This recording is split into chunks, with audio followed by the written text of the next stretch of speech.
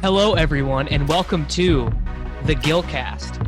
You are hearing the voice of one Mr. Davis Mattek, not Nate Noling, not Sammy Reid as the host, not Fantasy ADHD Mr. Josh. You are hearing Davis Mattek with my boy Sammy Reid. Josh is traveling, Nate is traveling, so you're stuck with me and Sammy. We are going to be doing the Gillcast week in review show tonight, go through our lineups, talk about some stuff we learned. We'll have some laughs, we'll shed some tears, and hopefully you'll learn all you need to know about week 2 of the NFL DFS season here in 2018. Sammy, my boy, how was your day?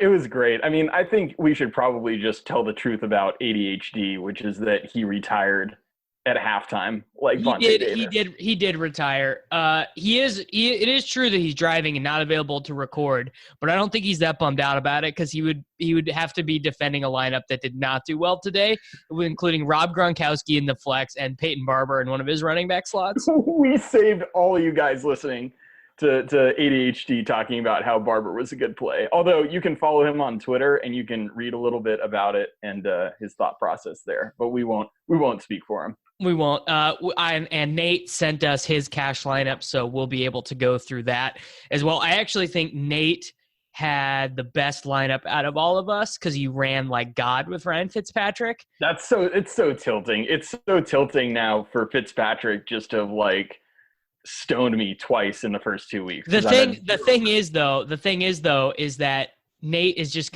he's gonna keep playing him because he's gonna keep being cheap. Like, I guess our salary's out for next week already. I haven't even looked. No, I don't think so. So whenever they are, I assume he will still be cheap, and Nate is just going to be like, dude, it's 5,800. Jam him in. He's got my model says the volume is great, you know?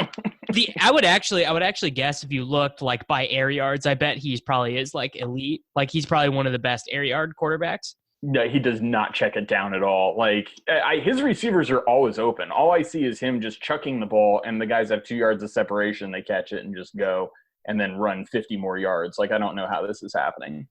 Yeah, so let's just go ahead. We'll go ahead, and I'll just start with my lineup. You and I can compare, and then we can go through Nate's at the end. Quarterback, I truly thought that there were 2 choices in cash. It was Patrick Mahomes or Jimmy Garoppolo for me. And, I sided with Patrick Mahomes because I'm a fan of swag. And I don't know, man. There's something special about Mahomes. Like, I think he's got it in him to be QB1 this year, like, for certain. And I don't think Jimmy has that ceiling. No, and he's also got the offensive coordinator behind him. It's like if he had McVay behind him. Well, I don't want to trash talk Shanahan. I think Shanahan's bad at player evaluation. I think he really values some skills like way too highly. Like the fact that the wide receiver trio that he's combined is Garcon, Goodwin, and whether it be Pettis or Trent Taylor, I think that shows like a real lack of understanding as to what wins at the NFL in terms of the wide receiver position. But his play calling, I think, is quite good. Oh yeah, I'm not even trashing Shanahan. I'm just saying, like, if Jared Goff was as good as Mahomes, he's got that kind of offensive mind behind him. Like Andy Reid is like McVay level. Is Mahomes, does he have the potential to be the best quarterback that Andy Reid has had? Which is like, he's had some very good quarterbacks. Oh, Donovan McNabb was fire as hell back in the day. Perennial was the top 3, yeah. Yeah. He turned Alex Smith into like a top 5 quarterback last year. There's no need to slander Alex Smith. Bro, you see what Alex Smith did today at home against the Indianapolis Colts. He couldn't muck up 250 yards or whatever. Anyone can have a bad game, dude. I believe that the sample of Alex Smith being like a pretty reasonable quarterback is like now officially a believable sample size to me. He's reasonable. He was the number 1 pick in a draft. He's had a nice long career. He's just not lit. He's got 0% swag, whereas Mahomes is 110% swag. So did you go Mahomes as well, or did you have Jimmy?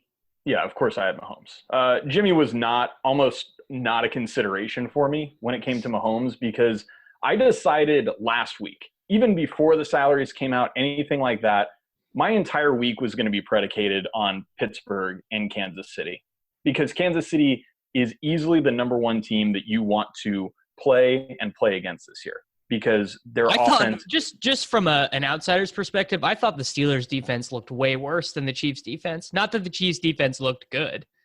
Well, it's awful, and I mean, I did okay in GPPs because I had more Kelsey than the field. Because I really messed up. I did do a smart thing where I went overweight on Juju, but I don't think I went any Kelsey, and I went like all Tyreek. Yeah, for me it was because of the Shazier thing. You know, you listen to Lombardi on the Ringer podcast. I'm gonna be honest. I do not listen to GM Street. No, dude, I love Lombardi. I mean, he can be a fish sometimes when it comes to like analytics, but he's got great insight. And one of his sayings is, if your middle linebacker is slow, your defense is slow. And without Ryan Shazier, the entire Pittsburgh defense is something different. And the middle of that field is just wide open, and it got torched today. You didn't even know it, but you actually just made an amazing transition point there, because this is the mistake that I made.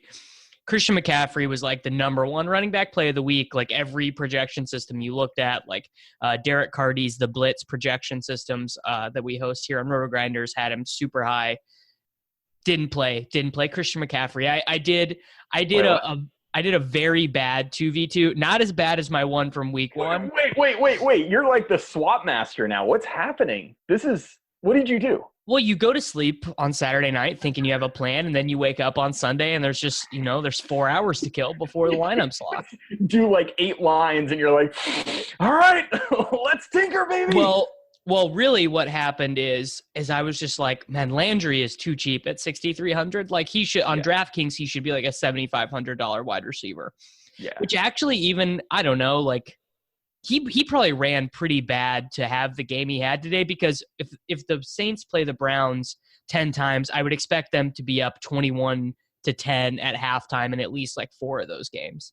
He ran really bad, and the Saints actually might be bad. That's 2 games in a row. I think the Saints are the Saints. I'm gonna say this right now: the New Orleans Saints will not be winning the Super Bowl. I'm gonna go ahead and cross them off for a Super Bowl winning team right now. Yeah, you just can't do that. I mean, I assumed after last week, it's like, dude, week 1, things get weird. It's okay. They're going to settle back in at home. Fitzpatrick has done stuff like that before to good defenses. Yeah. But, I mean, Browns in the Superdome, like, they're going to get crushed. And instead, they hung all game long. I'm super bummed that the Saints did not lose, because at least my Survivor pool would have gained a bunch of equity. Like, no, see, that's the thing. I took the Saints and Survivor. So I like – because I did so bad against the spread today, I was like sweating that Survivor game really hard, because I was like, if I don't bink the Survivor, today is like a total loss. Yeah. Like I made a very sizable wager on the Texans money line. Not good. Didn't even really feel competitive at any point. No, and weren't they ahead at a point, or they tied it at a point? It was 17-17, and you just can't stop Blaine Gabbert with the game on the line. I mean, that's just true, especially when he has 0 healthy offensive linemen. I mean, he's just going to stand in there and take his hits and make those throws, and there's nothing you can do about it. What was the swap? Tell me about the swap. So the swap was TJ Yeldon, Jarvis Landry versus Kenny Golladay and Christian McCaffrey. Oh, my God.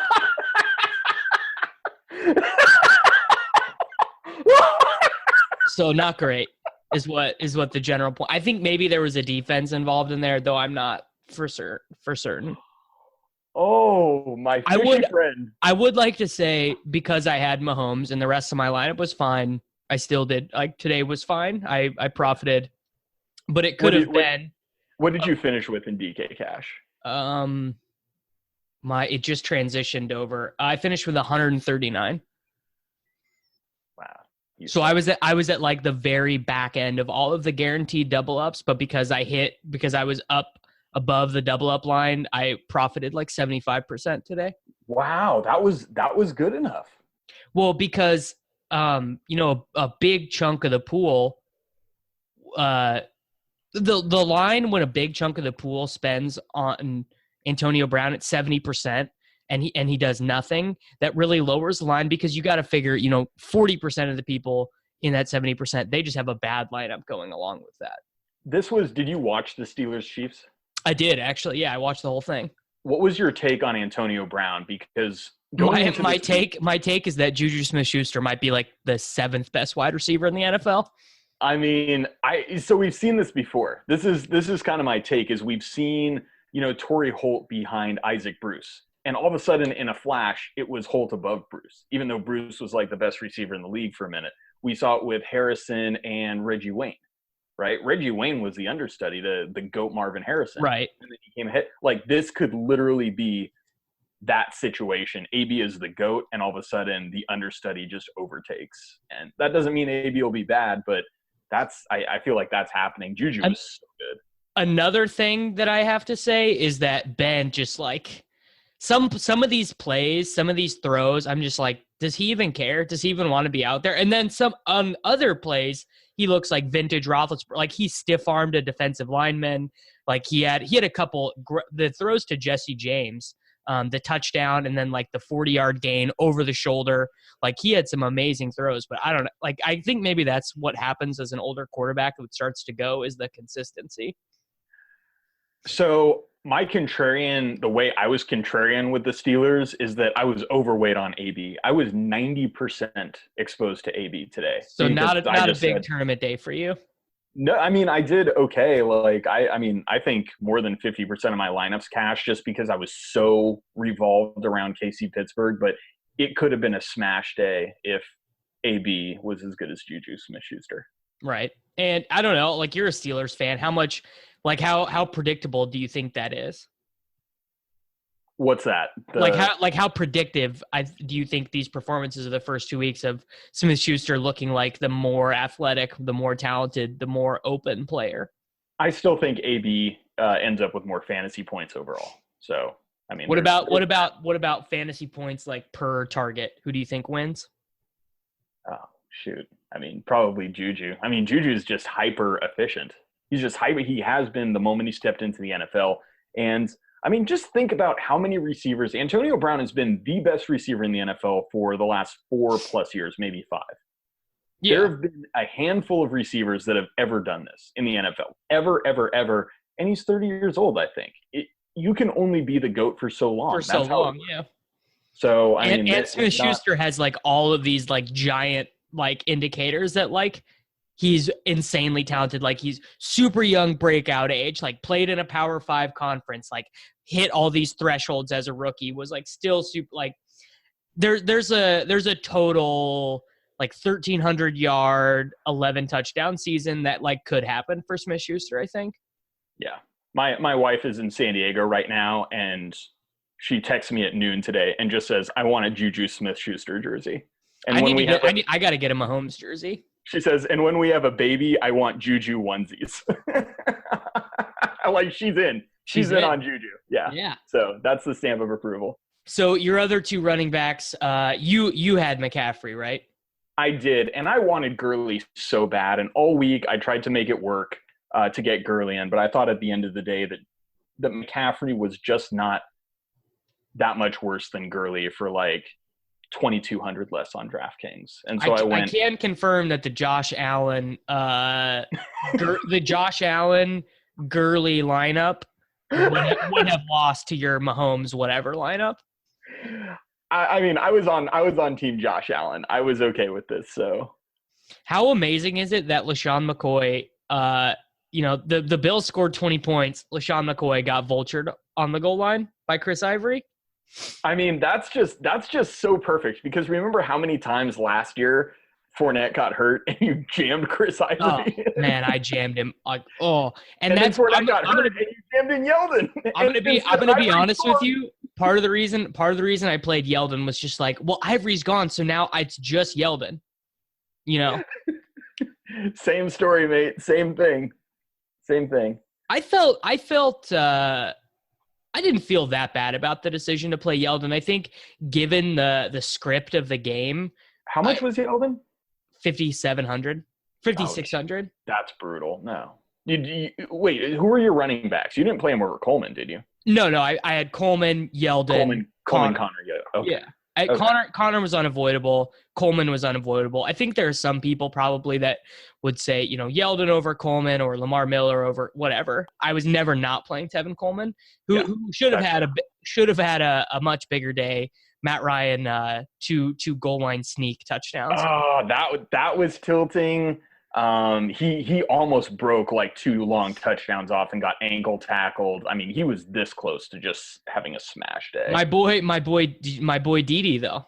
My boys, my twin boys, Keelan Cole and Didi Westbrook. I've been going hard on the paint on this take for like 3 or 4 months, and they both are doing me proud. That Keelan Cole catch it's gonna be the best catch of the year. We're gonna play 20 more weeks of football, including playoffs, and nobody's gonna have a catch as good as that, bar none. I buy it, but I don't know. I guess maybe the reason that playing Yeldon was not optimal was like if you just look at the way that the Patriots would have to try and score points against the Jaguars, you would not have expected a lot of splash plays in this game. So time of possession was going to be pretty limited, and that's pretty accurate, I think. I was surprised there was as many points in this game as there was. You know what I mean? Like, I did not think there was going to be points scored in this game. And to me, I just thought you had to have Gurley or McCaffrey. I mean, McCaffrey had 14 receptions for 102 yards on 15 targets. And I just thought it was so obvious with Keanu O'Neal out and Deion Jones out. It was. I don't want to defend the decision I made. It was stupid. Jarvis Landry, like, why should I ever care? You know, I mean, I felt like I had to jam Landry in too, and I did, and I made concessions elsewhere to do that. So I was with you on Landry. I think he really ran bad. Yeah, he probably did run bad a little bit. So my wide receivers were Antonio Brown, Quincy Enunwa, Jarvis Landry, and my tight end was George Kittle. I'm assuming you went Enunwa, Brown, Landry as well, but you have a different tight end. Sort of. I did go Brown. I did go Landry. I went Funchess over Enunwa. That was bad, in my humble opinion. Yeah, I don't even have a good reason for it. I just didn't believe in Enunwa. I'm like, yeah, he got a 48% target share week 1. I was like, people are overrating this. I think he's fine. But I think the real 2v2 was the real 1v1 rather was Galladay versus Enunwa, and I think that Enunwa was the much safer play. Galladay was like the ceiling play, and I kind of think in weeks like this where the lineup construction was real chalky, there was a lot of guys who with big ownership percentages like McCaffrey, Brown, Connor. McCaffrey's was Kittle. Not that high. What was McCaffrey in the single entry $25 double up? 18.5%. Okay, so that's probably the only reason I cashed today. The only reason I made money today was because McCaffrey was not like 40. Like if McCaffrey was 30% owned, I don't make money today. Yeah, McCaffrey 18.5, Connor 73%. Yeah, Coleman 58%, and Patrick Mahomes. Only 1 out of 5 people in the giant $25 double up played Patrick Mahomes. What you doing? There's still an edge. I don't actually think. Like at quarterback, I don't know. It's pretty hard to make a bad play unless you play like Case Keenum. I know. I was just so set before this week even started on Pittsburgh and Kansas City that I just didn't even like look elsewhere. I was just like, this is it. If this game fails, I'm going to go broke today. And fortunately it didn't. So who do you have at tight end? So I ended up going down to Ricky Seals-Jones. I didn't even have the extra $100 to go from 47. No, to go to for Njoku or for Galladay. I had to have a $4,700 receiver. I had Brown, Landry, and Funchess at receiver. Ricky Seals-Jones at tight end for $2,900. He was bad. I mean, 4 for 17, and I only paid $2,200 for defense. I went to the Bucks at home. The Bucks at home play, I actually think was totally fine. Yeah.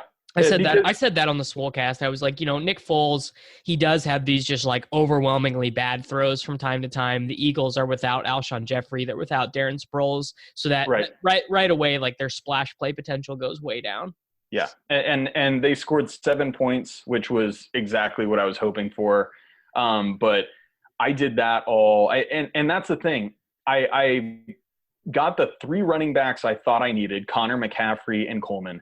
The 3 receivers I thought I needed, Brown, Funchess, Landry. The quarterback I thought I needed, Mahomes.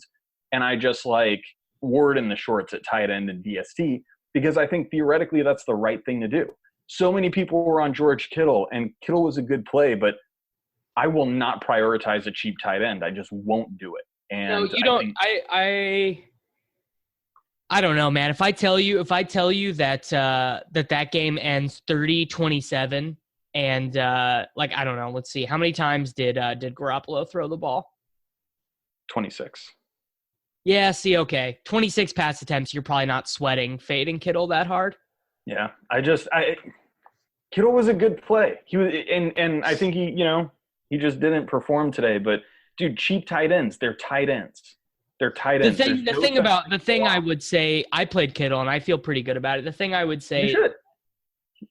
Kittle, let's say at the end of the season, I bet his average salary over the 17 weeks, I bet his average salary ends up being $1,000 more than it was this week. 45 to 48. Like I think that's right. He'll have some weeks where he's spiked up to like 5,400 or whatever. And like he's definitely going to have like games where he hits the 100-yard bonus games with 2 touchdowns. The thing that is a little tilting is that they're Shanahan's truly running this egalitarian offense where it's just like you're open, you get the targets. No one's getting forced anything. Yeah. Do you know what the ownership was on Pettis? Did people play Pettis in cash? I think people played Pettis in cash on FanDuel. I don't think people. He was 30%, 29.1% on DraftKings. In what contest are you referencing? The $25 giant double up. Okay, that's what I'm referencing as well. Kittle 63%, Pettis 29.1%. See, and that's the thing.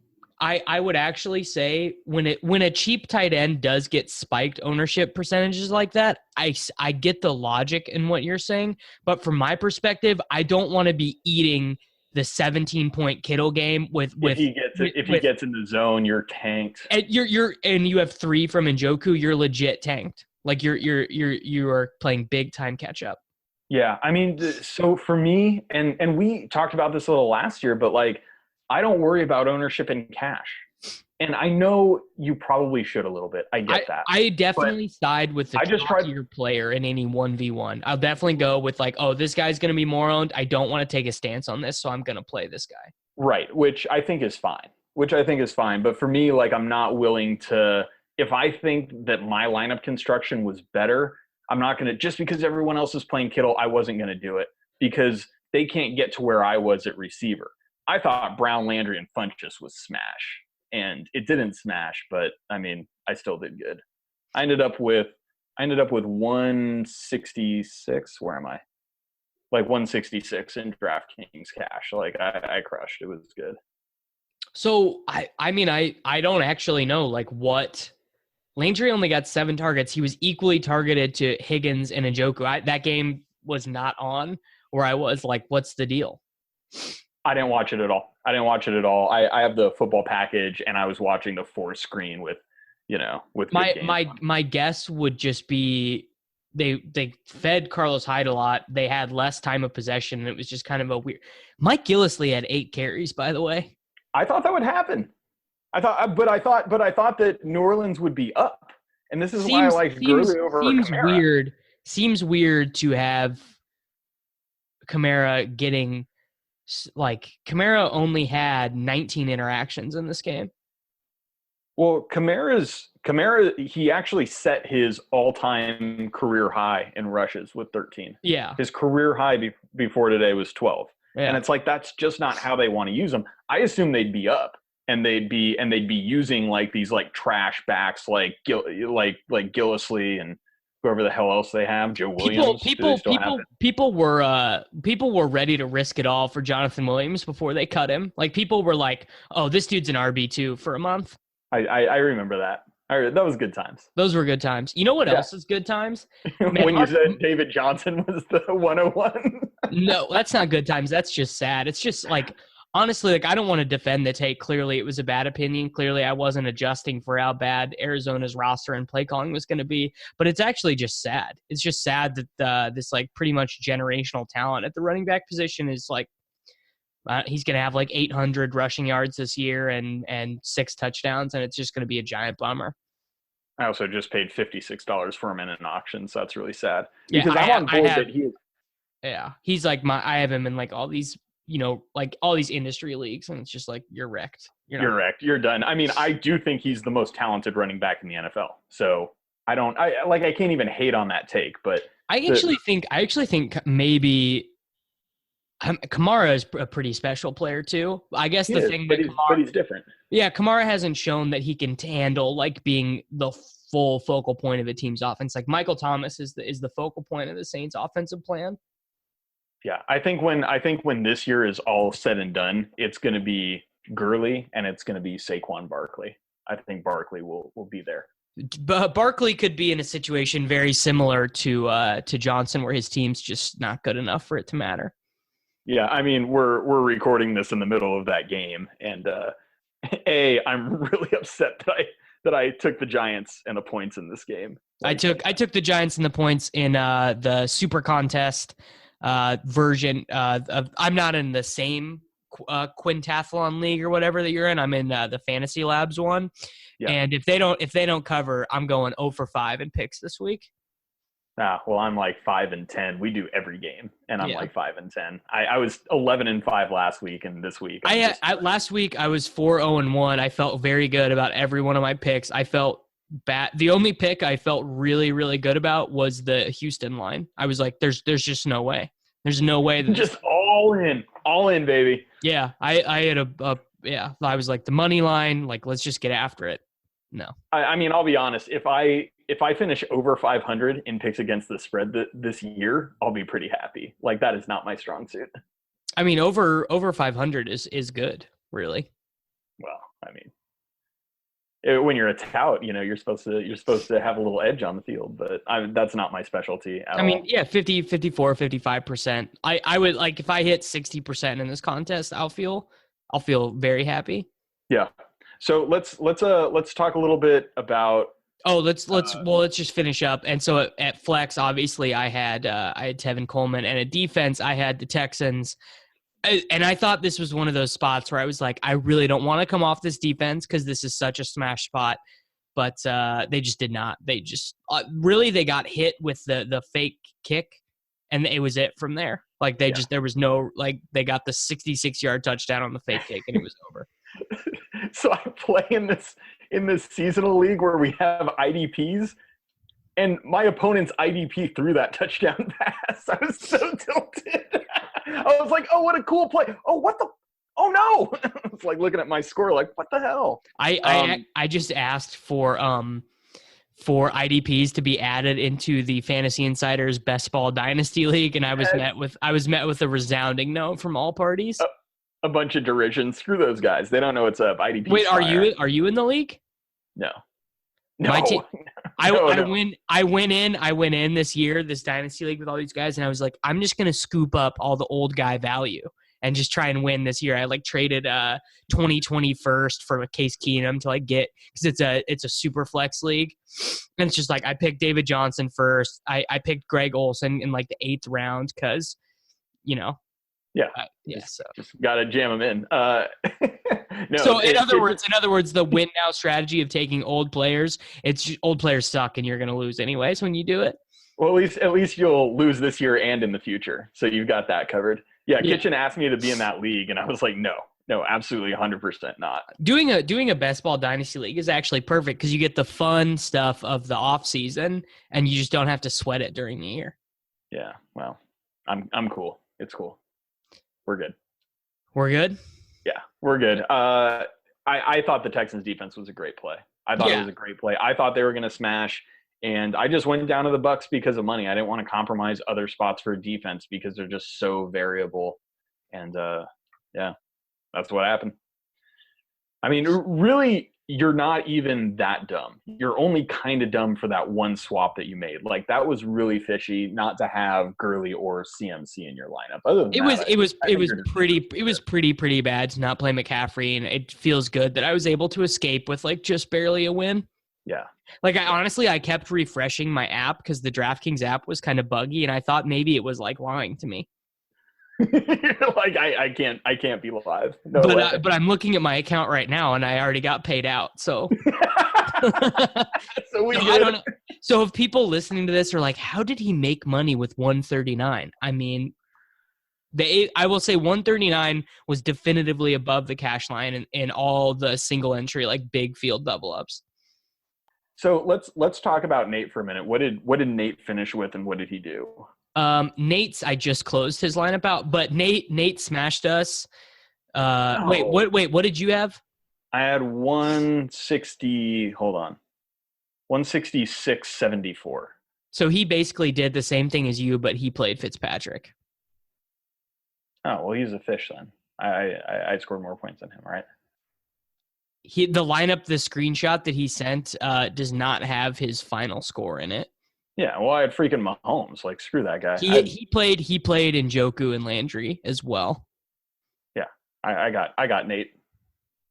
Screw Nate and his Fitzpatrick. Suck it, Nate. Yeah, you guys were just sharp avoiding this the TJ Yeldon dumpster fire. Yeah, I had zero interest, man. Just zero interest. And you know what, man? If Fournette misses again, I'm totally gonna play him again too. Yeah, I just can't wait for LaShawn McCoy to go down so that.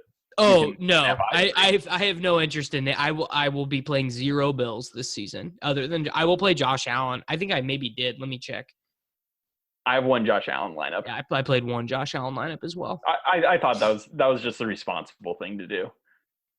Well, you texted me at some point this week being like, dude, just play Josh Allen and Gurley over Antonio Brown and Mahomes or whatever else. I can't abide by that. You talk. Yeah, I must have been drinking or something. Like, I was definitely fishing it up on Monday, but I got my wits together. It was fine. Mahomes was the play, and he did it. I just actually, moving forward, I wonder, like, are you buying into this Golladay thing? It's just like he's like the wide receiver 2 in this super high volume offense? Yeah, I hate to be like the film guy or the scouting guy, but every time you watch the game, he's way better than Marvin Jones. Oh, yeah, dude, he's the size of Marvin Jones, and he moves like Tate. Like, why wouldn't they throw the ball to him all the time? Like, Jones is going to be the deep ball guy, and Tate's going to be the underneath guy, and Golladay is going to be the alpha male. And that's how it's going to be. I think Galladay's a stud, just a straight dog. He's not on the main slate next week. No! And Quincy Enunwa is also not on the main slate next week. That's for the best, because I would fade him again like a fish. Well, you know that's bad, right? Like, you know that Quincy Nunn was a really good player and he's got a really good role. Oh, I don't even know why I'm taking the stand. I just don't like him. I need you to know that it's a bad stand. Like, it's fine. Darnold is good, Enunwa is good. The whole group, the whole thing they got going on there. I know they lost to Miami today, but oh my God, Fitzpatrick is against Pittsburgh, but it's on Monday night. We have to play the Monday night. Mahomes went from being like in that 6K QB morass to being the second most expensive quarterback next week. Yeah, that's accurate. That's how it should be. The pool really dips off though. Like, Cam Newton's 6K. Well, that was the other thing about Mahomes is that he'll rush. He's got a rushing floor, and I thought that's what, especially, not just did I like the game better, but I thought that's what differentiated him from a guy like Jimmy G or even Stafford. We're both. There are some. This isn't like the look ahead show, but there are some very egregious prices going on for. Is there? Yeah. Oh, I can't wait for this. Yeah. I can't wait for this. Like, there'll be a lot to analyze for next week. What's something you learned today, pal? I mean, I guess I'll say, God. I got one. Adrian Peterson, complete unplayable pumpkin in all formats. Yeah, that's true. That's true. I mean, I actually had some shares after last week, and I started in a seasonal league, and I feel really bad about that. Alfred Morris, like on DraftKings, was like, if you wanted to play a plotting running back who you wanted to get 2 touchdowns from, you should have played Alf. Yeah, well, I did, and I got 0 from him. If he had smashed, I'd be a millionaire, by the way. If Alf or Peterson. Oh, Alf. I had way more Alf. I mean, we talked about New Orleans actually being bad. I think New Orleans actually will be they'll, like, against bad teams. Like, it's not like they're not pulling Drew Brees. They're not pulling Kamara. Yeah. I think the other thing that definitely needs to be talked about is the LA Chargers. I mean, I hate saying that they're the LA Chargers, but I mean, Phil Rivers and Melvin Gordon, I mean, they are throwing him the ball so much. He got 7 more targets. Williams got another touchdown. I think that's a team. I think they kind of are realizing that Gordon is most used effectively as a receiver. Like, just this game against the Bills, he still only got 9 carries, 28 yards. Like, he did get the rushing touchdown, but it's just not his game, really. No, and he's great in space, and I think that they really have started to recognize that, and I really like that about him. So I'm in on that. The other thing is Cincinnati. Cincinnati might be good. I think Cincinnati is good. This is a take I had in the preseason as well. Like, Andy Dalton was like absurdly priced in drafts. Andy Dalton has shown baseline competency like a bunch of times in the NFL. He's made the playoffs a bunch of times. He's won some high stakes games. And that offense, like, I don't know, people hate on Tyler Boyd. That dude was like a legit all-world prospect. He was amazing at Pitt, and he was a good athlete. And he was a rookie last year. Like, he just took a little bit of time to – and he was like a starting slot wide receiver as a rookie too. You think he outscores John Ross on the season or no? Oh, yeah. I mean, those John Ross shares, they're dead, man. If you real bad start. Yeah, our boy Ben Gretsch from FI, he was like the biggest John Ross guy, and he's just like, man, it's tilting. But Boyd's just better. Yeah, he scored that 3-yard touchdown right away, and it's like, oh, John Ross, it's happening. It might not be happening. Yeah, Boyd, I think, is like probably like a wide receiver 3-ish level player going forward. God, I mean, we learned. We talked about a couple of these things. I think Galladay is like a legitimate alpha receiver. I think he's just. I don't think that Golden Tate will out target him in over 50% of their games moving forward. I mean, that's fine, but so to be an alpha, you got to be getting like 8 targets minimum. That's got to be your floor. Nah, well, then he's not quite there. But yeah, I think he'll be the best receiver on the team, and I think as long as he's like this mid-price, I think you can like jam him and feel real good about it. Colts backfield, you probably won't roster any of them all year. No, how about Phillip Lindsay, bro? Yeah, Lindsay is actually here. Well, you want to give me an opinion on a seasonal trade I made? Go ahead. So I picked up Lindsay for $27, so 27% of my league's fab. And I traded him plus Jordan Reed, who was my 9th round pick, for Breida. And I have Gronkowski. So I would like Reed was either a flex starter or a bench player for me. Was that a donk trade or a good trade? I think you gave up value. I definitely gave up value. Yeah, but it's all about starting lineup. Like this league is 2 running back, 2 wide receiver, 2 flex. So it is mostly about getting. So you're trying to consolidate into the best player, right? Yeah, like I have 5.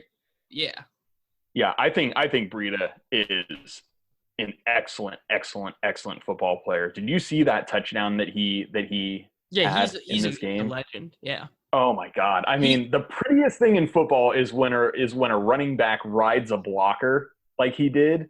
And it was back-to-back plays. There was one to the left that he tried to bend back to the middle, and he just got tackled.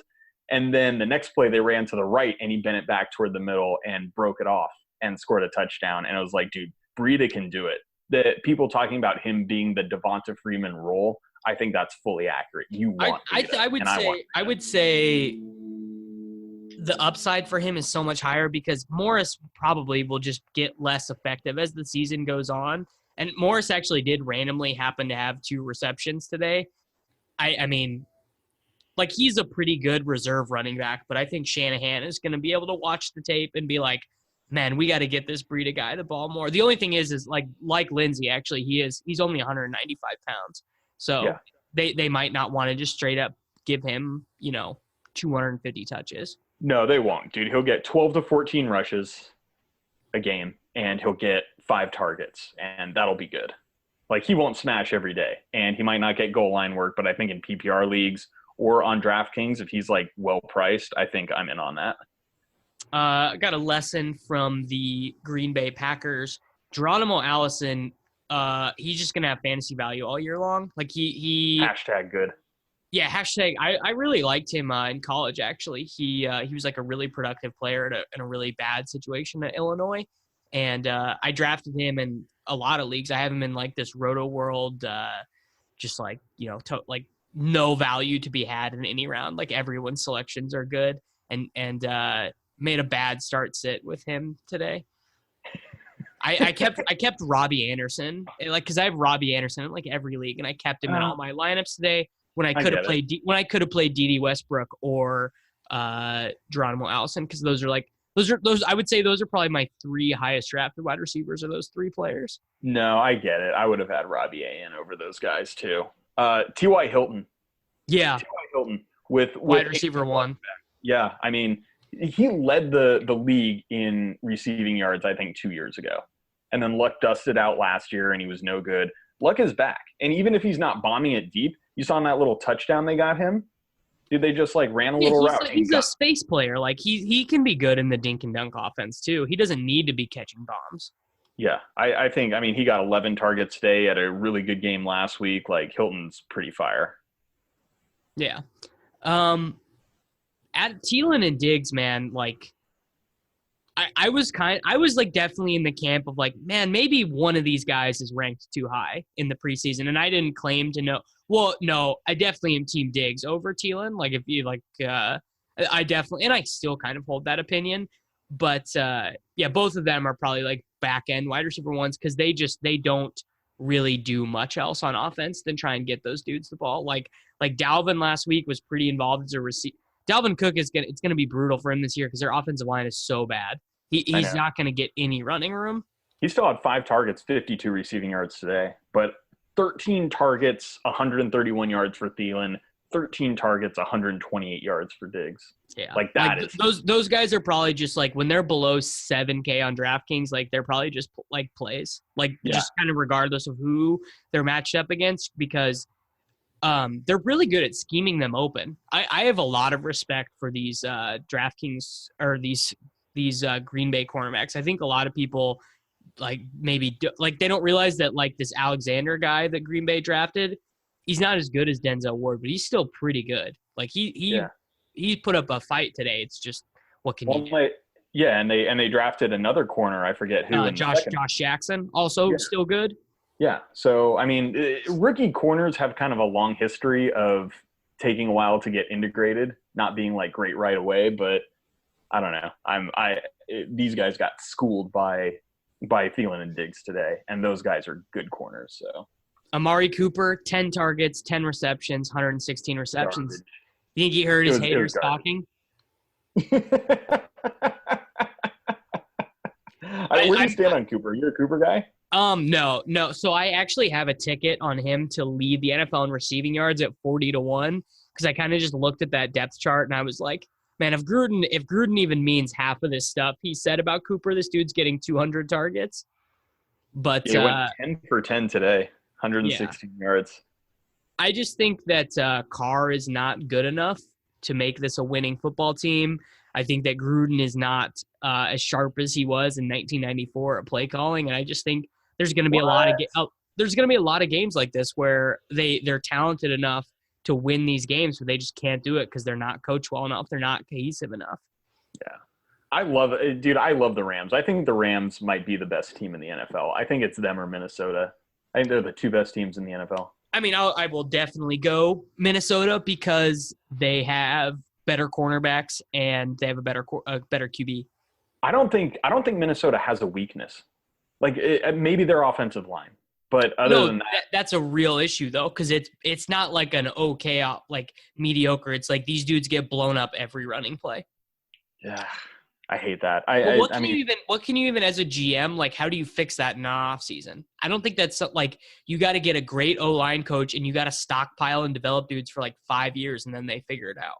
Yeah, and the O-line's all about cohesion and like having these guys together for a while and having a group. Like I remember during most of Romo's reign, like probably like 4 to 5 years of Romo being the Dallas quarterback, the line was just like egregious. Like he would just get killed every play, no matter who the running back was, whether Felix Jones, like all these dudes. They never had any room.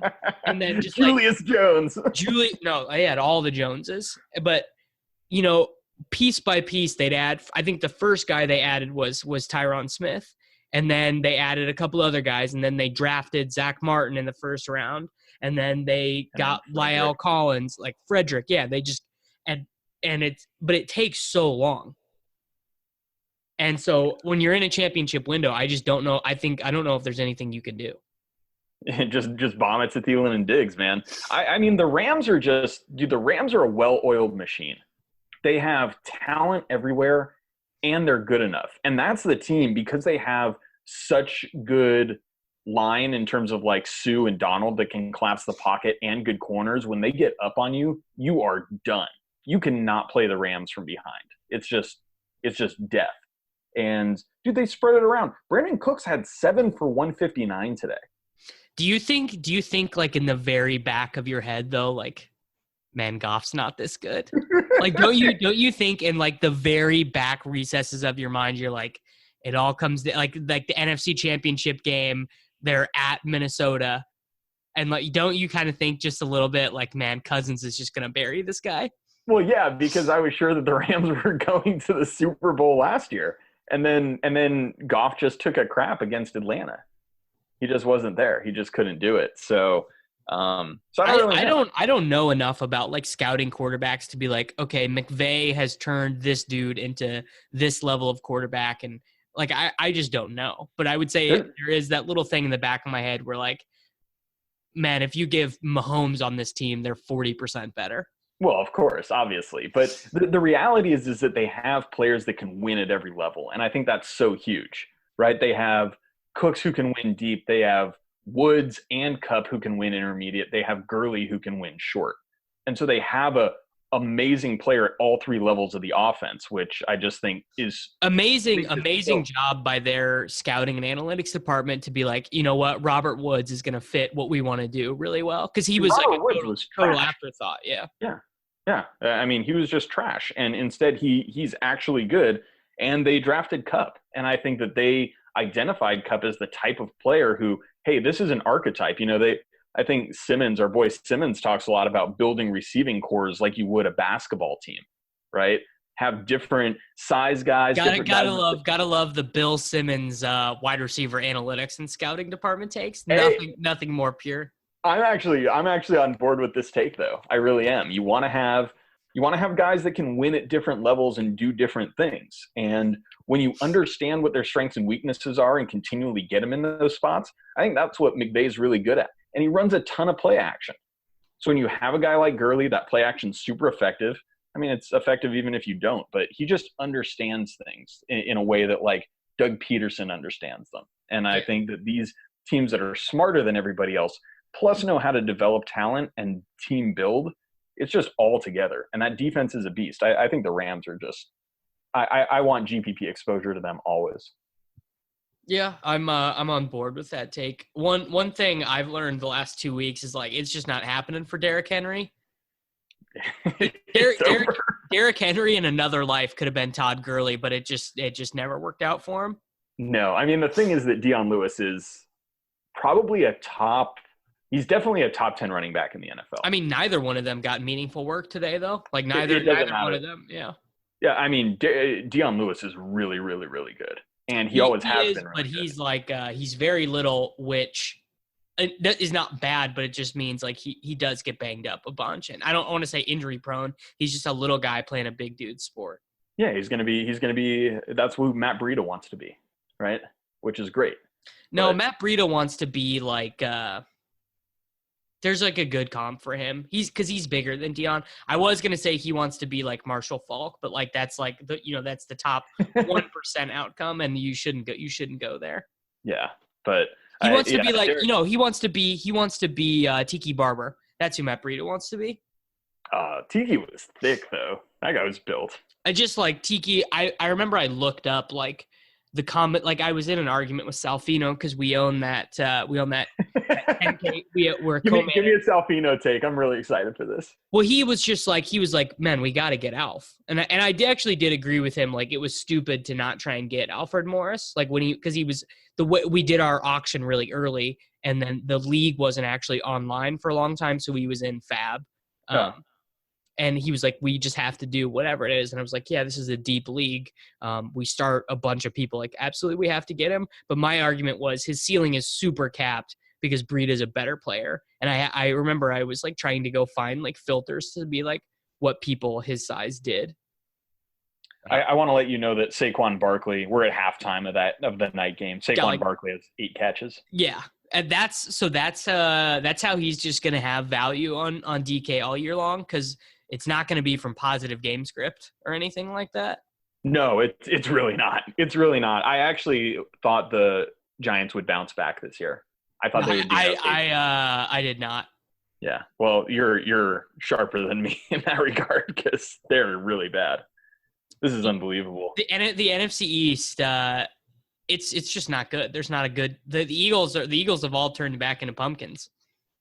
I mean, they're missing Alshon and Carson Wentz. Do you think how much better do you think Carson Wentz is than Nick Foles? Like, actually.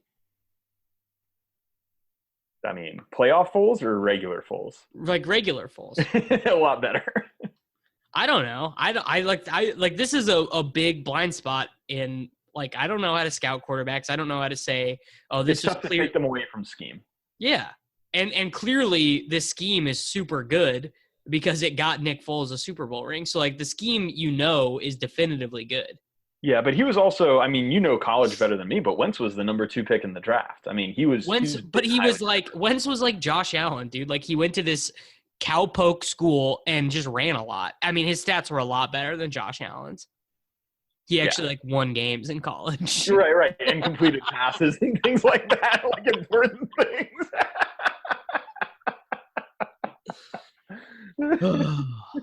The Bills, man. I know. I feel like we're a little off the Gillcast beaten path here because besides your egregious swap, I mean, we really didn't make very many bad decisions. This was a good week for us. No, but like, I'm just looking at prices for next week and I'm like, oh, that's going to make me do something bad. Like, I'm already gearing up for these bad choices I'm going to make. Yes, that makes me really happy. Like Gio Bernard is $5,900 at Carolina, and I'll probably just lock button him, even though Carolina plays like these awful paced games. I wish he was cheaper. Well, but they knew beforehand, like they already knew Mixon was going to be out. Yeah. Tevin Coleman is $6,400 at home against the New Orleans Saints. Oh, that's a lock. Yeah. Right? Isn't that a lock? But Howard is $6,500 at Arizona after, like, and we haven't seen the Monday night game yet, but like he's going to get like 3 targets a game minimum. Yeah, I guess. I don't like the Bears. I'm off the Bears. I was off in the preseason. They're going to look amazing. They're going to look amazing the first 15 plays of every game. I will bet anything. You guys want to make a good sharp bet, put like Bears to score a touchdown first as like the first like scoring proposition on whatever sports book you use. Yeah, take the Bears -3 in the first quarter. Or yeah, just something like that. Because Nagy is a good coach. I clearly think, despite the offense going into a shell and like some of those coaching decisions that they made in week 1, I think Nagy I think he knows what's going on. I'm super upset that Pittsburgh and Tampa Bay is not on the main slate. No, thank God. I don't want to have to lock Connor in again. And I just any slate where you don't have to deal with Antonio Brown for me personally is great because I don't like him and I never run good with him. How is that even possible? He smashes always. I can't believe he didn't smash today. No, the thing is the weeks where he's like the chalk, he gets like 18. Oh my God! Like what even happened here? You have like 16 targets. He just wasn't good, man. He just was like hanging out 17. In the flat all day. 17 targets he had. How does he not turn 17 targets against the Kansas City Chiefs into like 38 DraftKings points? Why did this not happen? Why am I not a millionaire? He's old. Ben actually had him in the end zone twice, and one time AB just didn't jump, and then one time he got interfered with. Bruh, I know it. I saw it, and I'm like all tilted. I was happy before you started reminding me of this. Cannot believe that I bet the Steelers -4. You're a fish. Yeah. I'm a Steelers fan. I didn't even bet that. I will tell you this, like every good mathematical like handicapper, like all the good models were like, oh, this line should be like 6. Yeah, well, that's because they don't have Mahomes down for an adjusted yards per attempt of infinity. Right. Once that starts getting integrated into their models, they'll figure it out. I mean, I'm like a bad sports bettor, and even I knew that Pittsburgh was no lock against Kansas City. What's the rule? If you think the road team can win outright, you should take them in the points. And I think it was pretty clear that that is a pretty good rule. Yeah, I don't know much. I'm no genius, but I know that. It's interesting. We can close on this. I've actually, not that I'm like a good sports bettor, because I'm not, clearly. Yeah, obviously. Correct, yes. But I do know people who are. And what I've been told about NFL betting is that the guys who really crush the Vegas books, like the guys who are, real sharp action, not in everything, not that are listed as like, advantage players, but guys who are really good in NFL, it's not the computer guys. It's not the analytics guys. It's kind of like the old school dudes. Like it's really? Yeah, it's like kind of like that contingent of bettors that does better in NFL than the computer guys. But not so in sports like basketball. No, if you're going off gut feel in basketball or baseball, you're just dead. You'll never win. Yeah, too many trials. Yeah, and in NFL, like the games can swing on such random things, like Yeah, whatever. You just got to use you just got to have that old school intuition. Which I don't really. I only have it on like some games. I'm not able to get a feeling about every game. And this week, I only had one good feeling, and it didn't even end up coming through. It was the Texans game. Houston. Imagine this year of our Lord 2018, all in on Houston on the road. I mean, just can't account for the fact that Deshaun Watson is bad now. Imagine if you were close to as good as Mahomes. Like people drafted him above Patrick Mahomes. Like clearly. Imagine the people who just were like, no, dude, gonna rank him as my second overall quarterback. Oh, mistakes were made. I've done some dumb things, Davis, but nothing quite like that. That's a good way to end it. Yeah. Yep. Sorry to all you guys. We couldn't have Nate and Josh ADHD on the show, but it was for the best, honestly. Those guys are fish. This was a good educational and informational show, and we hope it helped you.